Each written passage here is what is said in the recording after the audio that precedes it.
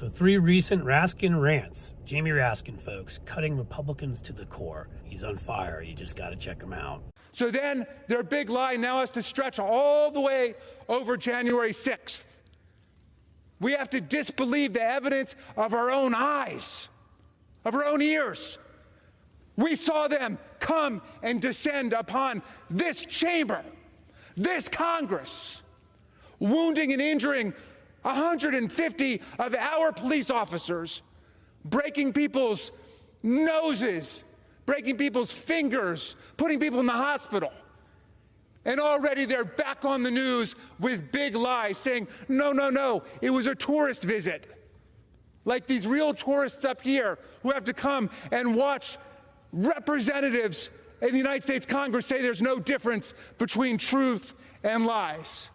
There was obviously an attempt to cover up what happened by destroying Secret Service texts and by trying to obviate evidence that took place on January 6th. I think one of the details that's been on my mind is when Donald Trump sat there doing nothing, not calling the Secretary of Defense, not calling the National Guard, not reaching anybody to try to respond to the worst domestic insurrectionary violence ever unleashed on the Capitol and the vice president. When he was sitting there, I would like to know whether he was ordering hamburgers and French fries or what he was eating during that period. I'm still waiting to learn exactly what Donald Trump was eating as he watched the insurrection unfold and our officers get the hell beaten out of them by his mob.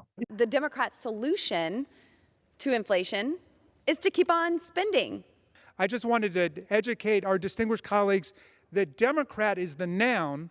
When you use it as an adjective, you say the Democratic member, or the Democratic solution, or the Democratic plan.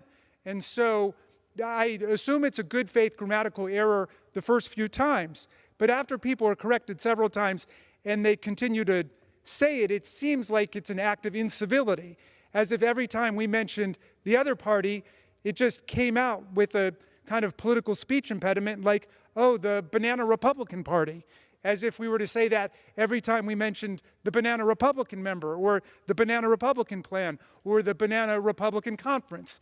But we wouldn't do that. So out of pure political courtesy, when it's an adjective, refer to the Democratic Congresswoman or the Democratic member. There are 2 facts that she should perhaps be alerted to.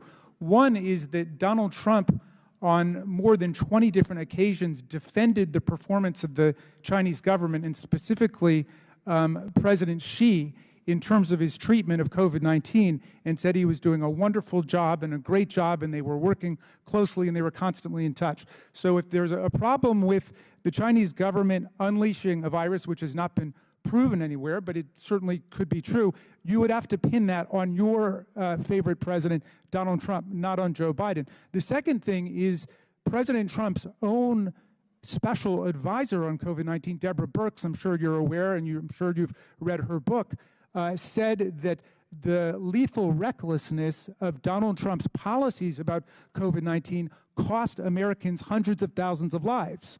So you don't have to believe anybody on the Democratic side of the aisle. That's Donald Trump's own special advisor on COVID-19. Thank you for yielding, and I happily yield back. So there you go, folks. Jamie Raskin. The man exposes a Boebert faster than Lauren's husband in a bowling alley filled with teenagers. He does everything we tell you to do here. Raskin's so good at it. All right, he goes after them. He points out their hypocrisy, cuts apart their ridiculous arguments, also mocks them.